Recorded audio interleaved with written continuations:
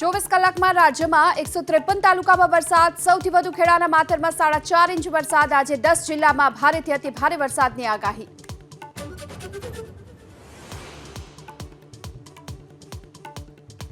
અમદાવાદમાં pre monsoon કામગીરીની pole ખુલી. 1 ઇંચ વરસાદમાં 3 જગ્યાઓ પર વૃક્ષ થયા ધરાશાયી. અનેક વિસ્તારોમાં હજુ પાણી ભરાયેલા, લોકોને હાલાકી.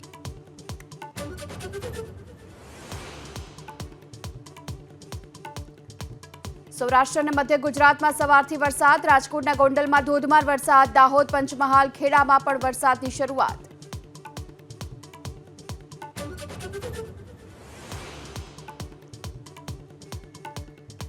ટીઆરપી ગેમ ઝોન અગ્નિકાંડની આજે પ્રથમ માસિક પુણ્યતિથિ. કોંગ્રેસનું રાજકોટ બંધનું એલાન. તમામ વેપારી અને સ્કૂલ સંચાલકોને બંધમાં જોડાવા શક્તિસિંહની અપીલ.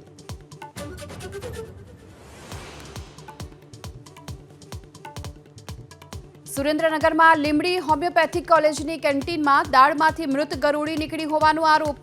વિદ્યાર્થીઓમાં રોષ.